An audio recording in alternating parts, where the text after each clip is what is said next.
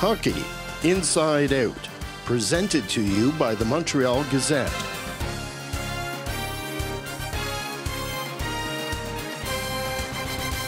Welcome to the Hockey Inside Out Show. I'm Montreal Gazette sports editor Stu Cowan, joined this week by regulars Chris Nyland and Jack Todd, and a special guest, Michael Farber from Sports Illustrated and TSN.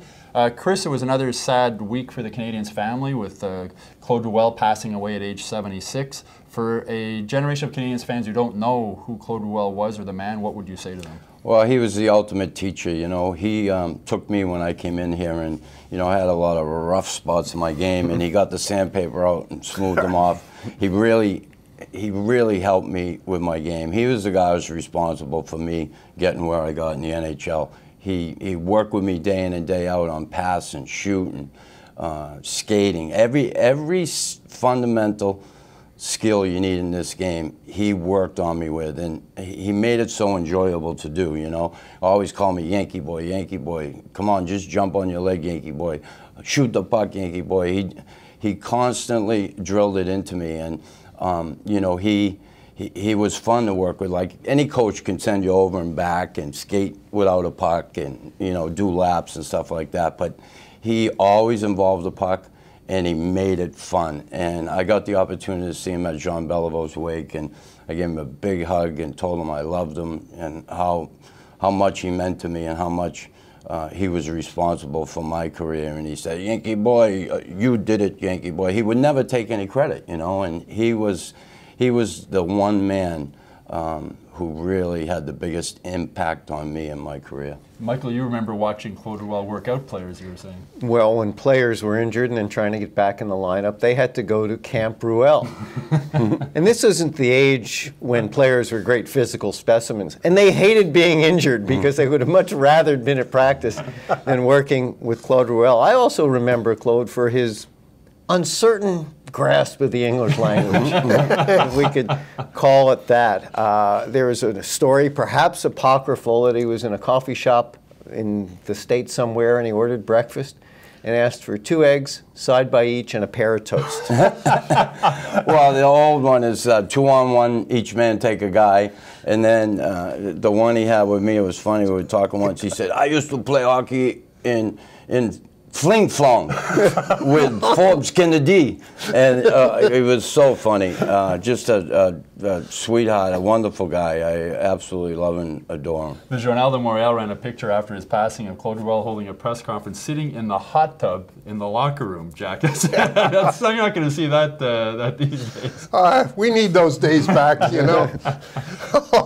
I can see Michel Therrien in that suit he wore last night sitting in the hot tub. His lucky suit. You know what he missed, though, in the hot tub, the picture in the Gazette, was the Diet Coke and the Kit Kat on the, sitting on the table. Jack, who was your favorite Habs coach to deal with? Mine actually was Claude Julien. I like Pat Burns, but Pat bit my head off a couple times. And the great thing about Julien was if you could get him alone away from the cameras, he was the most honest coach I ever dealt with there. Michael, yours? Pat Burns, because Pat had rules.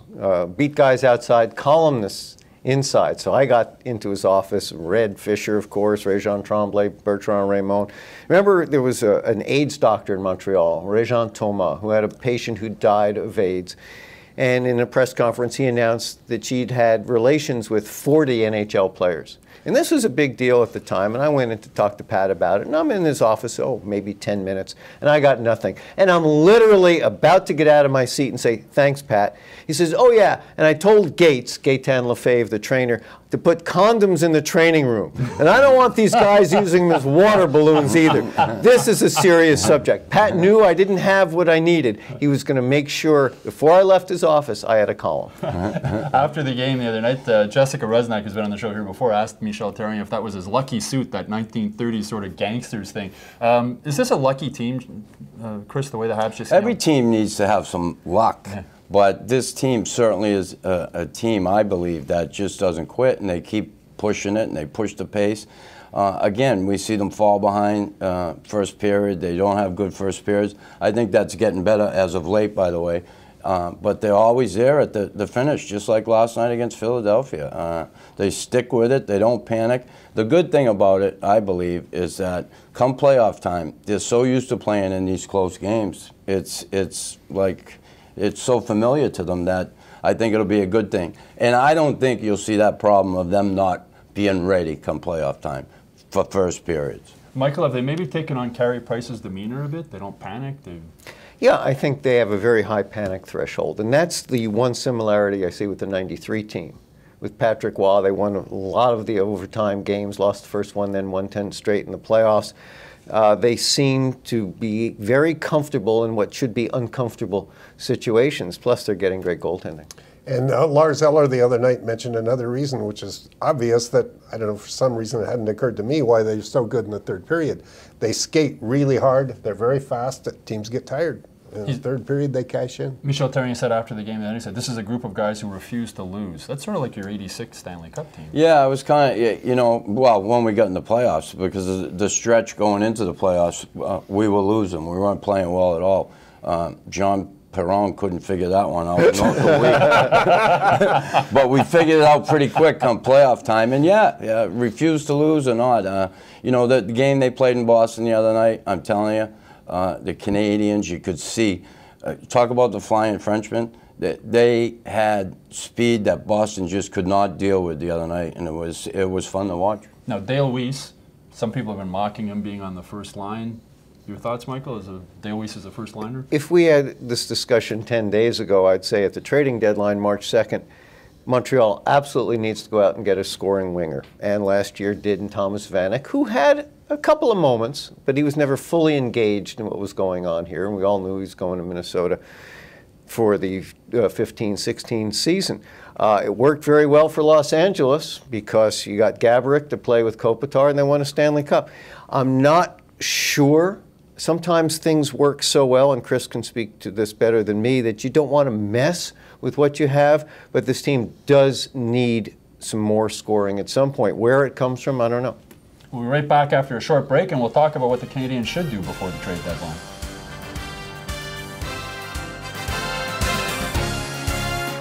Welcome back to the Hockey Inside Out Show. The NHL trade deadline coming up at March 2nd, Jack. Marc Bergevin, what does he do? Get a forward, get a defenseman, stand pat?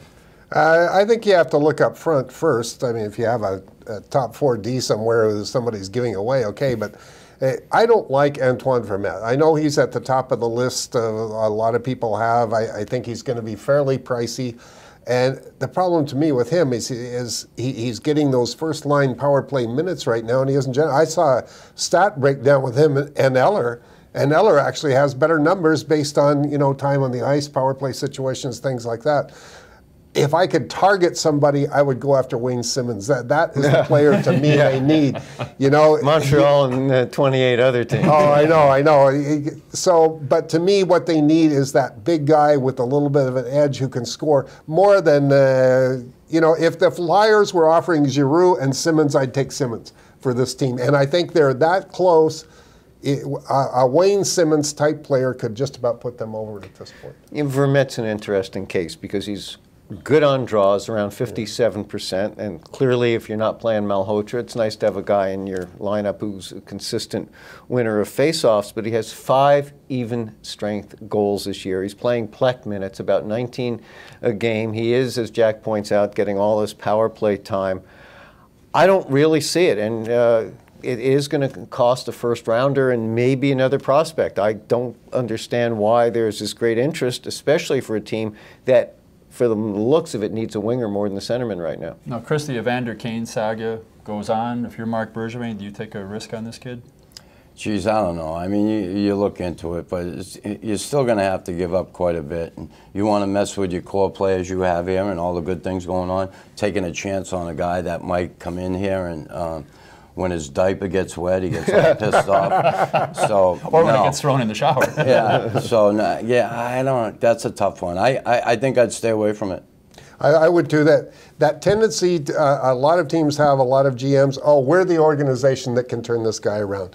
We're the place where he's going to find himself. I think Bergevin is smart enough to know better than that in this case. Well, if you look at Kane, the only place he can go is to a non-contender because teams girding themselves for a playoff run want a roster player. And they're not going to get that from teams in the playoffs. So he has to go to a bottom feeder who are willing to give up some roster players to Winnipeg. The Buffalo Sabres are reportedly the team that's going after him hard right now. Jaromir Jagr, Chris, is there something enough left in him? Would you bring him here and reunite him? Again, I always question why the guy's still playing. Is he going after records? Is he trying to become, climb that list of all-time scorers? It can't be the money. Is he paying off debt from Las Vegas? I don't know. I question why he's playing.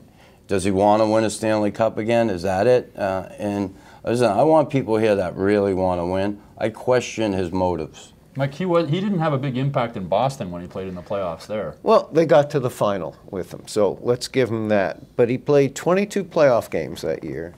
He had 0 goals.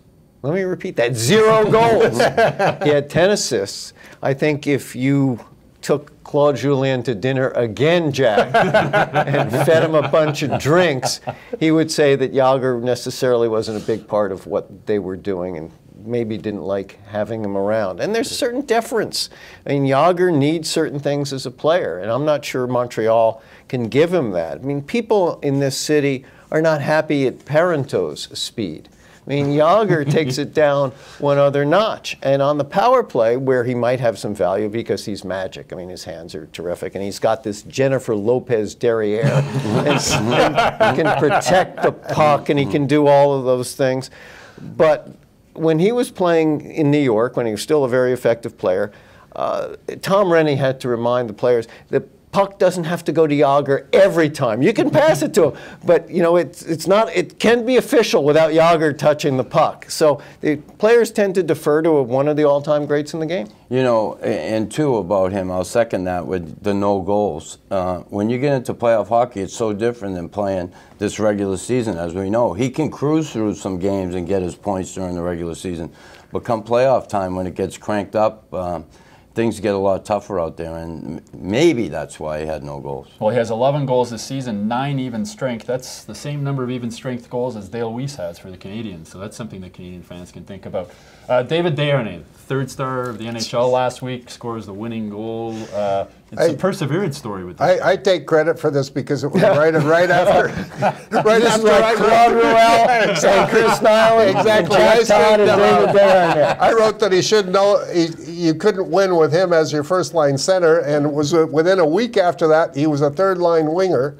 He actually played really well in that role, and now he's back there, third star in the NHL last week, game-winning goal last night. I mean, the guy, I've got to give it to him. He's like a vampire. You can't kill him. You put a stake through his heart, and he still comes back. You look at the 07 Ducks. Andy McDonald was the first-line center there. Now there was a very young Ryan Getzlaf as the number 2 center, but you can win a Stanley Cup in all kinds of ways with 10 rookies. Yeah. Like in 86, you can win with the Anaheim defensemen. Look at Carolina's defense in 06. Aaron Ward and old Glenn Wesley and Frank Cabriolet. There are all kinds of ways. So when anyone says, well, you can't win the Cup with, you can probably find a handful of examples where you can win a cup. You can win it just by winning 11 games in overtime. That's right. The Habs keep looking for that big centerman. Jacob Delarose, 19 years old. The way Therrien sort of babied Galchenyuk, putting him at center, all of a sudden Jacob Delarose playing center on the 4th line. Your thoughts about this kid? Well,